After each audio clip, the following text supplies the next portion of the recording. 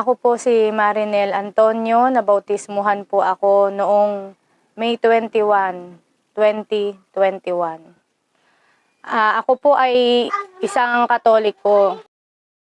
Nung araw po na kahit po ako ay Katoliko, hindi po talaga ako lumalapit o humahawak man lang sa Diyos-Diyosan. Bihira rin po akong magsimba bilang Katoliko.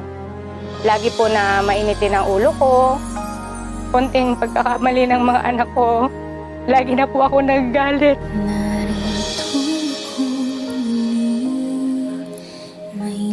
Nung nakaraang pandemya po, na halos hindi po kami nasama sa ayuda.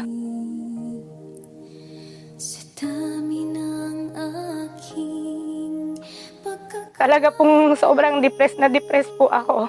Hindi ko po alam kung paano po yung mga anak ko, kung ano pong kakainin nila.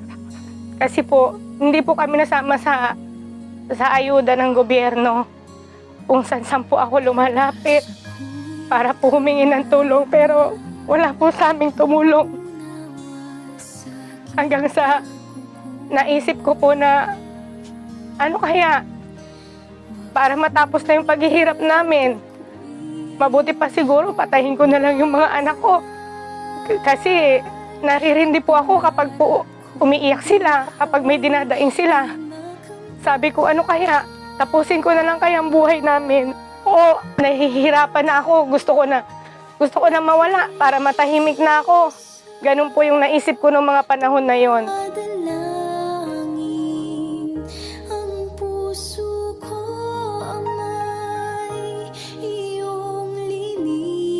Yung kapatid ko po na nasa ibang bansa, lagi po siyang nagpapadala sa akin ng mga Bible verse. Hindi ko po yung pinapansin. Hanggang sa one time po, gusto ko manood ng TV. Kaya lang wala pong makuhang signal yung TV Plus namin. Inilipat ko po siya sa iba't ibang channel pero wala po akong channel na makuha. Hanggang sa napunta po ako sa Truth Channel po. Napakinggan ko po doon yung tungkol po sa mga pangaral po ni Brother Eli. Lahat ng bagay, pagka ikaw sa Diyos talaga, lahat ng bagay gagawa sa ikabubuti mo. Your failures, your mistakes, your shortcomings, yung mga frustrations mo sa buhay. Kaya ipinaintulot ng Diyos sa iyo yan para gawin kang mas mabuting person, to make you a better person. Hanggang sa araw-araw po, yun na lang po ang pinapanood ko. Gusto ko na po siya laging mapakinggan hanggang sa naliwanagan na po ako. Nung mga panahon po na wala kaming makain, sabi po ng kapatid ko, mag-message ka sa pre-store ng MCGI. Matutulungan ka nila ate, sabing ganun ng kapatid ko. Nagbaka sakali po ako doon, nag-message po ako. Isang text ko lang po, nag-reply po agad sila. Kinabukasan po, narito na po sila Brad Mark. May dala na pong pagkain. Sobra-sobra po talaga yung pasasalamat ko sa Diyos ng mga panahon na yon. Kasi, biruin niyo po, isang text ko lang po, hindi pa naman po ako kaanib ng mga panahon na yon. Pero dinalahan po ng pagkain yung buong pamilya ko.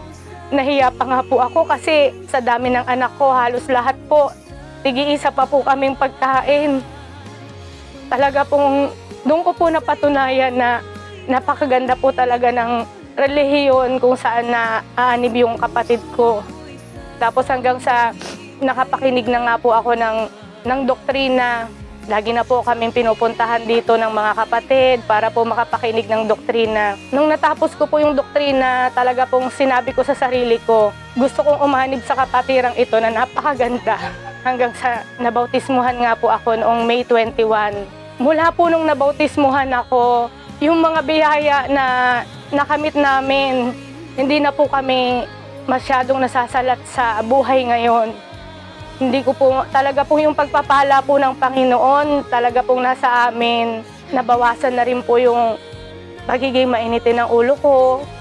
Tapos, sa mga anak ko po, lagi ko na pong pinapatugtog sa kanila yung mga worship song natin. Lagi na rin po kaming nabibigyan ng kasama sa pre-store.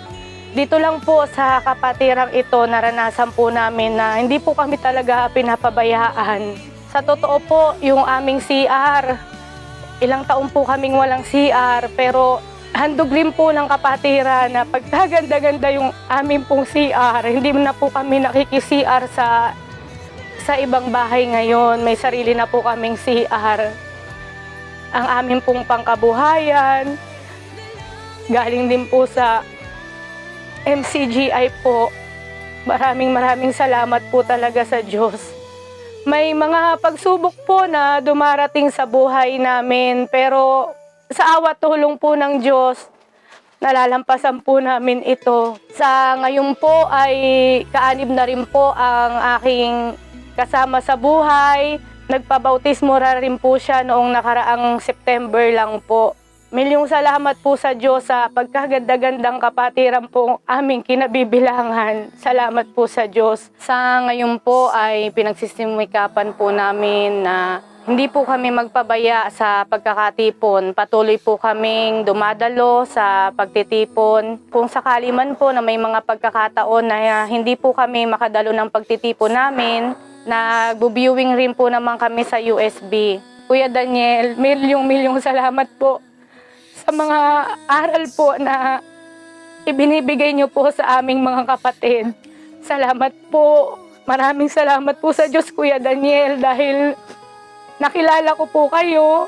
Kahit po hindi ko man po inabot si Brother Eli, napapakinggan ko pa rin po yung mga aral na itinuro niya po dahil po sa inyo. Dito po sa kapatirang ito, dito po namin naranasan na hindi po kami talaga napabayaan. Pangako ko'y maglilingkod hanggang wakas.